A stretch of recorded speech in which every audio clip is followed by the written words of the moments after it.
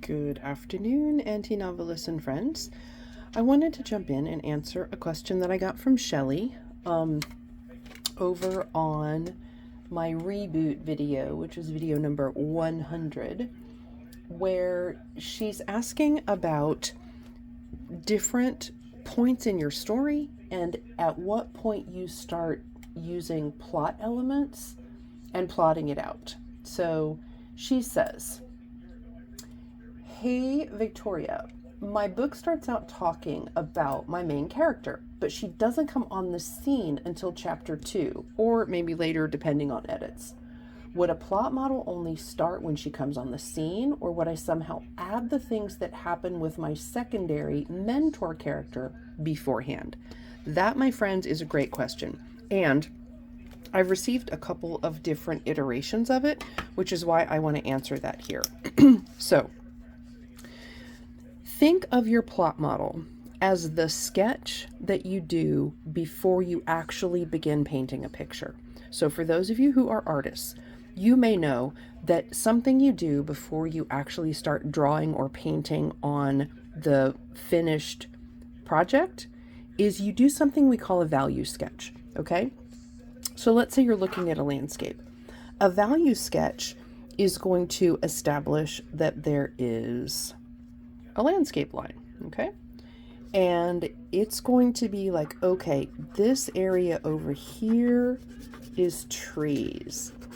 And so those values are going to be dark. They're going to be filled in, right? Because that's tree cover. This area over here is cloud cover. So it's not completely filled in, but there is some form there. Maybe over here, you've got some grasslands, so you're going to indicate the direction that they're going. And let's say you have an object over here. What should we put over here?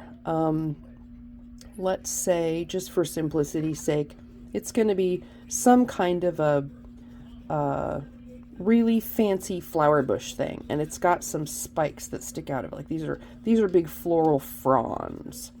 But the greenery is very dark, okay? So, see what I did here? This is showing me the values of the picture that I want to paint. So this is filled in, it's going to be darker. Filled in, going to be darker. Some elements protrude, kind of a medium tone, and then this is a light tone. Maybe this is during early spring, before things have really greened and darkened up. So, with that as our first point, we're going to do the same thing when we plot a story. You're basically doing a value sketch. So you're going to say, okay, my main female character is here. This is when she comes on the scene. And if you're numbering these out, maybe you know, like you said in your question, that she comes on the scene around chapter 2. So let's just label that a 2. That doesn't have to stay a 2. It's just a point that lets us start putting things in sequence. So, in this point, you know that she comes on the scene and something happens. And it's not a good thing. Let's say she's challenged. So, that challenge leads to her taking a downturn. She starts to doubt herself. She starts to have questions about her views of reality, her views of her world, what have you. But whatever happens here takes her down a little bit. So this is going to be another point. Then she learned something, so we'll give this a 3. And that learning something is potentially raises her up above her baseline. Her baseline was here. This is where she started. But this learning thing takes her up to here, and we're going to call that 4. Now, when you're thinking through what it looks like for that mentor character, like you're talking about that pre-story, well, here's all you're going to do. You're going to come over here, and you're going to say, okay, over here in the beginning section, let's get fancy. Let's give it a bracket. And I'm going to give my bracket 3 arms, okay? Because let's say over here, and we're going to call this whole section 1, but we're going to label it 1A, 1B, and 1C. Because here's what we're going to do. 1A is maybe when we meet the mentor. Maybe that's the first person that we meet in this story, okay? Maybe 1B, we're going to meet a side, or this is side. My writing's not great. So 1A, we meet the mentor. 1B, we meet the side. And 1C, what if we get a glimpse of, which do you want? Do you want an antagonist or do you want an ally?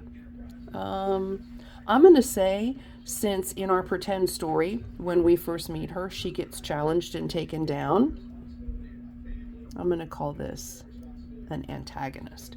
So all of these things are what you would consider prologue or prequel, right? These are things that happen before your main gal ever comes on the scene. They're things that lead up to our meeting her. And seriously, guys, you could have a whole nother card over here. I mean, if it were me, and I have done this, I don't have it at hand because I didn't think of it until just now, but if it were me, I would literally tape these two cards together. If I wanted to just dive in and really plan that pre-story, I would tape these two cards together, and then I would go back over here. And maybe this becomes my 0. And as my 0, the first person that I need to meet in this story, and I'm just going to round out these 3 brackets so that it's same for same, so it has cohesion across the card. Totally up to you, whatever makes sense. But for this 0, I'm just going to have a static kind of on her normal wavelength plot.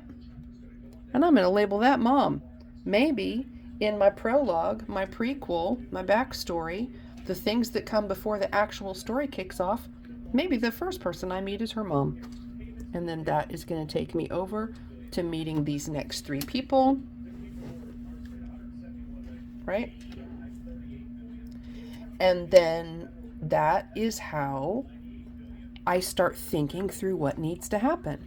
So I started here. I started when I meet my main female character because that's the part of the story that I know.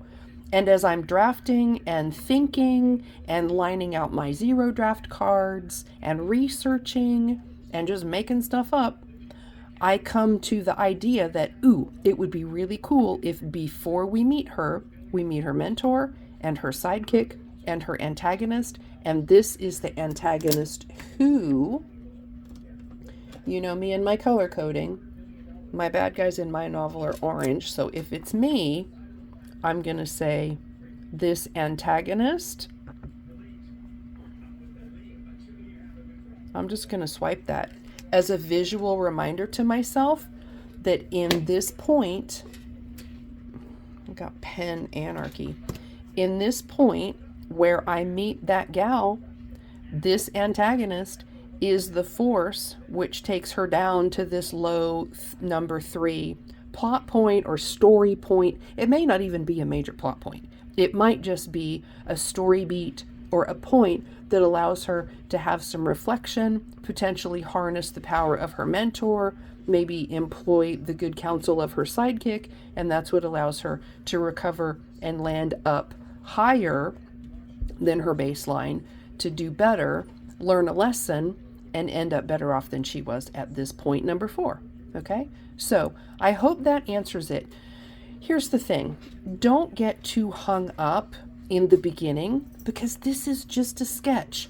You could get over here. Let's say point 5 is a static point. She doesn't go up or down. I have to move this. It's driving me crazy.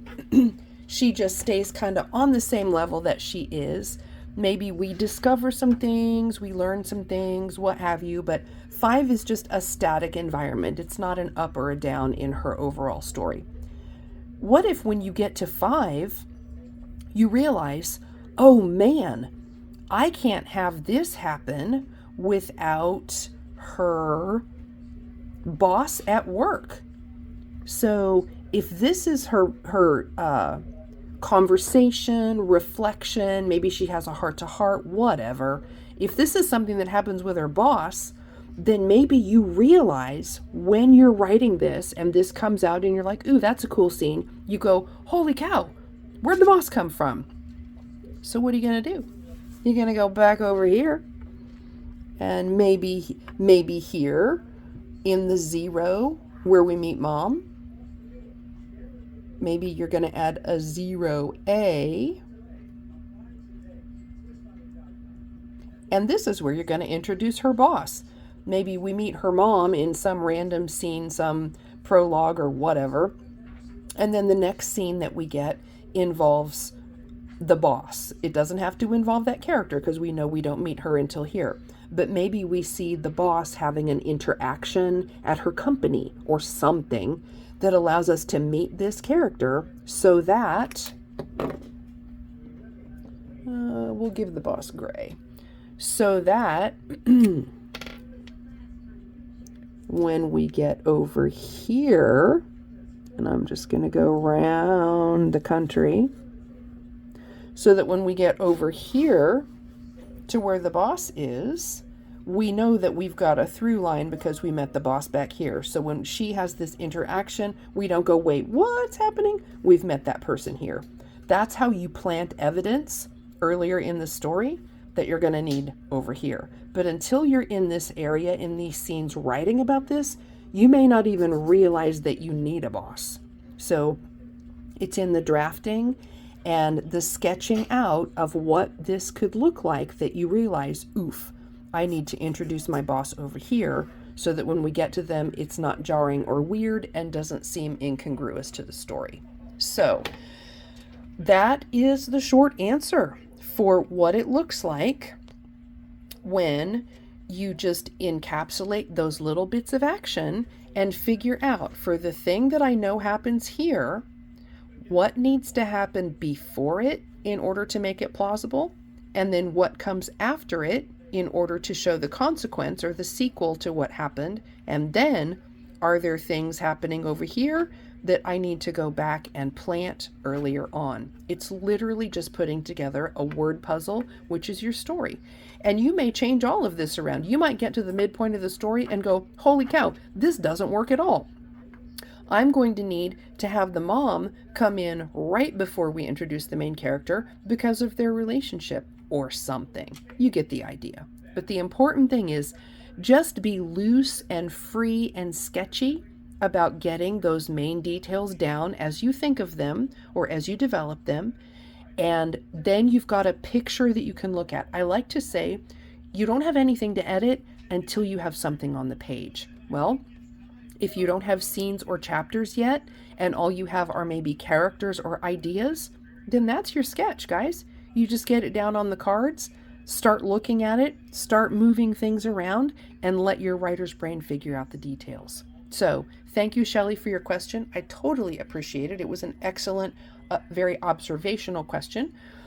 We will continue with our process of drafting as we plod along on this process. But as always, thank you all. I appreciate every single one of you, and I will see you all as I continue. Let's see, it's 4:20. I've got time for one writing sprint. So I'm going to work in chapter 8, which is on story theme. So that's what I'll be working on for about the next 30 minutes. You all, in the meantime, start working on those plot models because that allows you to see your story and move the pieces around to make it happen.